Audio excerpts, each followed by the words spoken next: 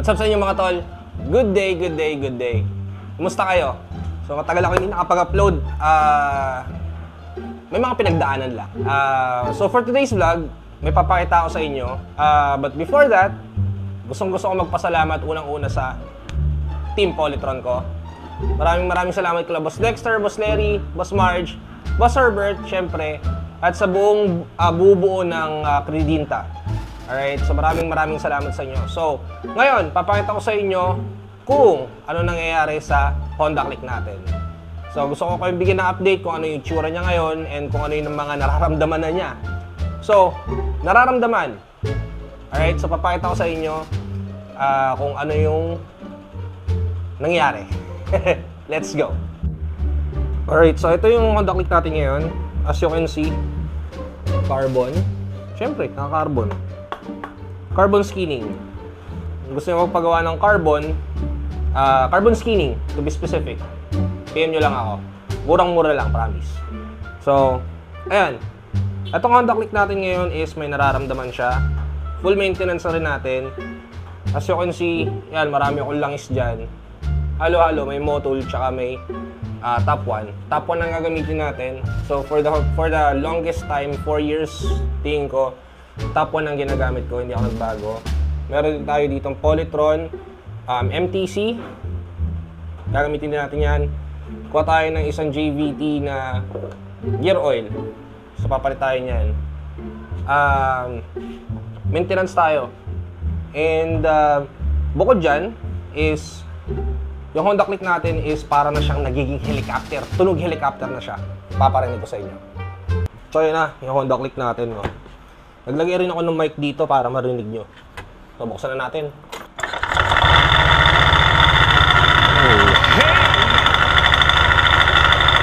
Tunog helicopter, no? Tapos wala pang, namamatayan pa siya.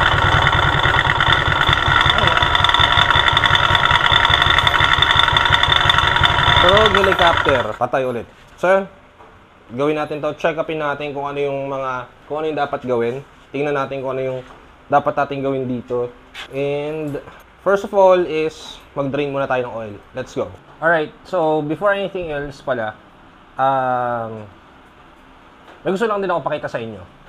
Another thing na binili ko lang din sa Shopee. Binili ko lang sa Shopee to.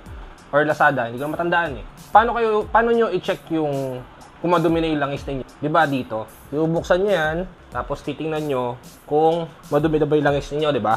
So, ayun yung way ng pag-check nyo. Yung normal na pag-check ng langis kung madumi na, diba? So, ito, nabili ko lang din sa Shopee. Hindi ko na kailangan tanggalin yun para makita kung marumi na yung langis ko. So, pakita ko sa inyo. Yan na yung pinalit ko dyan. Bali, glass to. Acrylic glass yata to.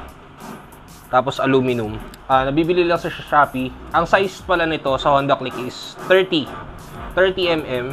Tapos, pag bumili kayo niyan, kailangan nyo rin bumili ng, syempre, pantanggal. So, ang sukat niyan is, ito,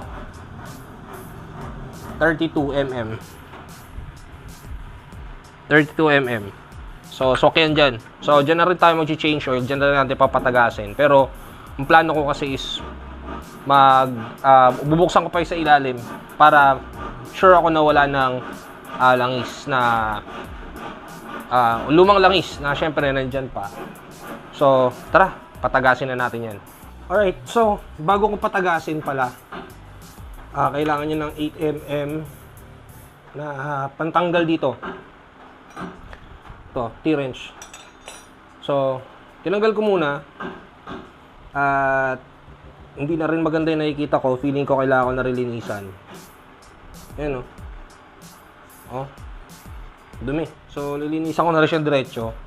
So, bago ko patagasin pala, gusto ko munang makita ko saan nanggagaling yung ingay.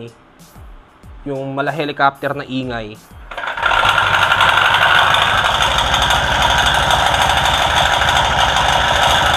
Grabe yung belt oh. Palong-palo yung belt.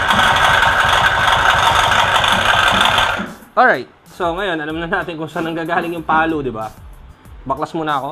Siyempre. May napansin ako, guys. Ano? May mga buhok-buhok, hindi ko alam kung saan galing. Tapong muna to.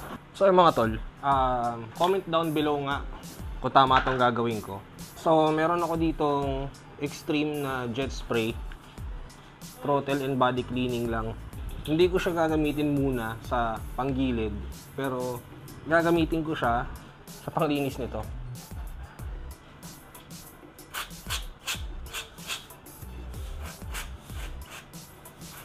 Hindi ko alam DIY lang ako. Pero comment kayo kung tama ba itong ginagawa ko. May mga buhok-buhok pa. Yun, patuyuin na lang natin, tapos balik na natin sa loob. Alright mga tol, so yan, baklasin na natin itong panggilid. Panggilid ng Honda Click natin. Si Lolo Click. Lolo Click kasi meron ng version 2, may version 3 na, may version pa na 160, may version 1 to sa atin. So Lolo Click na. So ito 22 mm. Itong isa naman is 19. Gamitan natin ng impact wrench. Oh, sheesh. Uy, seryoso ba to? Ay, gago. Seryoso ba? Saan napunta? Tayo dyan. Seryoso ba to? Popular natin to guys. Stack up Stack up yung bushing. Nakita ko hindi maganda. Major problem. Bukod sa belt. Ayop na yan. Gastos to. So yung mga tol, tanggal ko na siya. Yung sinasabi ko kanina isang magastos, na puta hindi ko in-expect. Hindi ko in-expect, promise. Ito siya. Yung slide piece. Ayan butas butas yung slide piece. Tapos iisa na lang siya. Hindi ko alam kung nasan yung dalawa. Tapos na-damage na yung bola. Kapapalit ko lang ng bola Parang ilang weeks pa lang. Ayan, lahat damage na.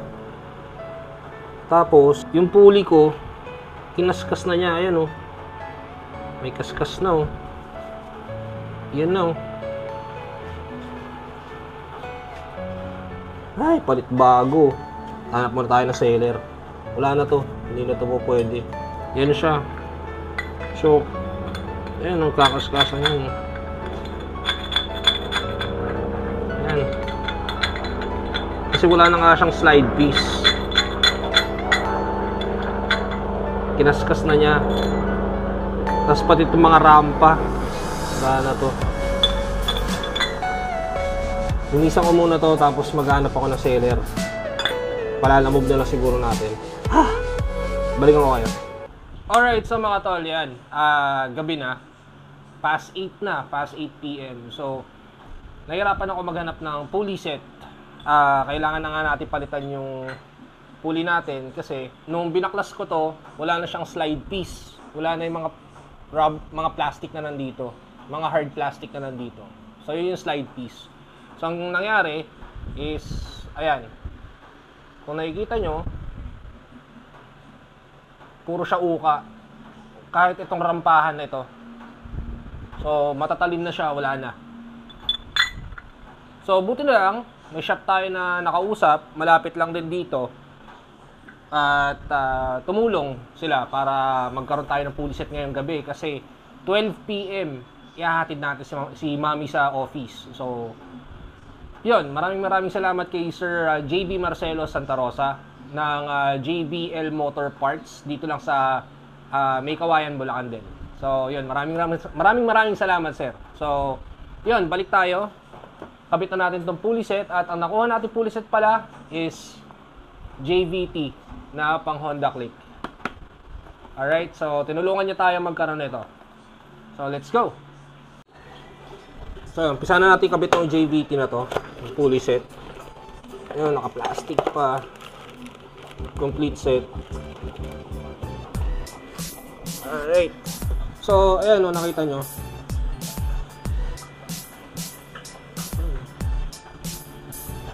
Uka. Hindi lang yan. Lahat sila may uka. So, ang gagamitin natin bola is Devil Drive. Dyno Pro Devil Drive na fly ball. Pang Honda Click din. Meron tayong 10 grams tsaka 11 grams. So, gagamitin natin. So, yung pulley pala niya is walang kasamang bushing. Wala siyang kasamang bushing. Pulley lang talaga. So, alternate tayo ng 10 and 11 grams. So, ang kagandahan dito, satisfied ako sa kahit anong product ng JVT.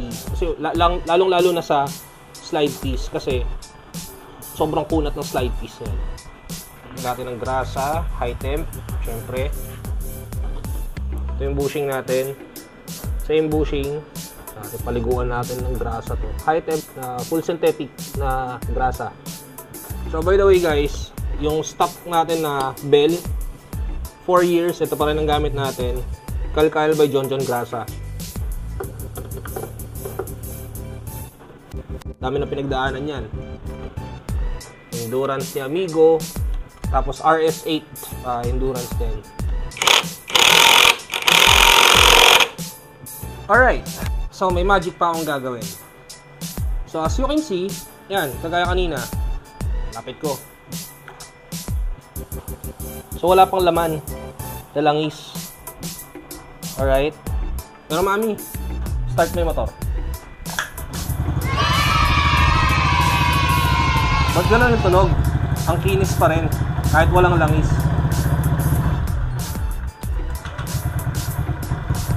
Alright. So mamaya explain ko kung bakit. So ngayon, lagyan na natin langis. Alright. So yan. Natanggalan natin tong dipstick. Tanggalan yung dipstick. And maglalagay muna tayo ng Polytron. Siyempre. So itong Polytron na to is sobrang mabisa. Sobrang mabisa nitong oil additive na to. Kung nakita nyo kanina, pinaandar ko ng walang langis, di ba? So kasi ang Polytron is mabisang protection sa makina natin. Number one, ang gusto ko dito sa Polytron is yung interval na pag-change oil mo is humahaba. Pinapahaba niya yung buhay ng langis. Alright, so dating 1,000 kilometers or 1,500, 1,300 kilometers, nag-change oil na ako. Ngayon, umabot ako ng 5,000 to 7,000. At the same time, kung hindi ko ginagamit yung motor, matik yan, isang buwan, change oil ako. So ngayon, umabot ako ng 3 to 4 months.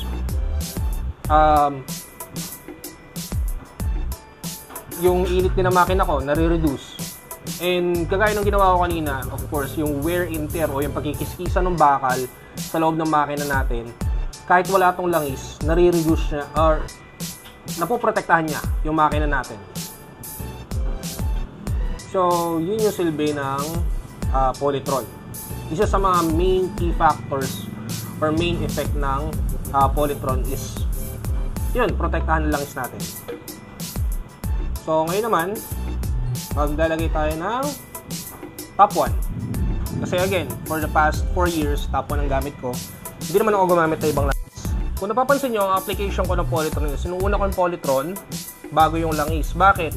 Kasi ginagamit ko to bilang measurement ko ng ibabawas kong langis. Kasi kung naglagay ako ng 120 ml, kailangan ko magbawas sa 120 ml dito para eksaktong 800 ml yung mailalagay ko. So, yan. 800 ml lang kasi itong Honda Click. So, ngayon, painitin na natin at may langis na siya. So, check nga muna natin kung pumasok na ba yung langis. So, ayun na siya. May langis na siya, di ba? Perfect. Okay. Testingin na natin.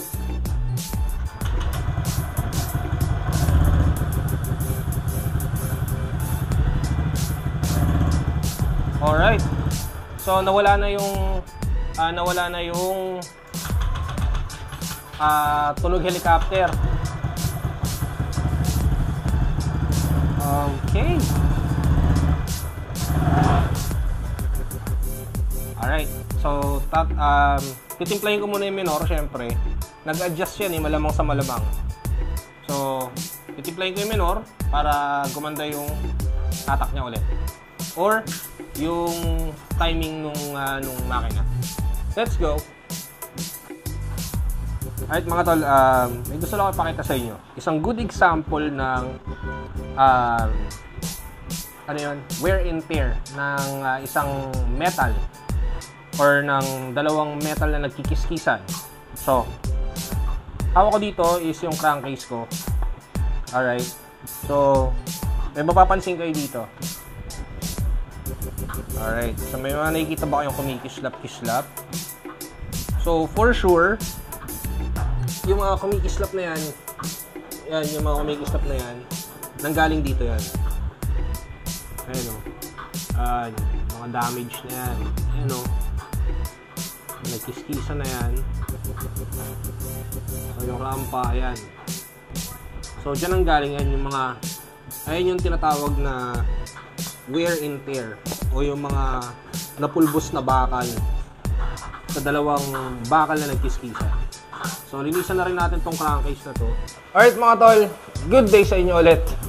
So, inumaga na tayo. So, for today, ang gagawin natin is testing na natin yung Honda Click natin.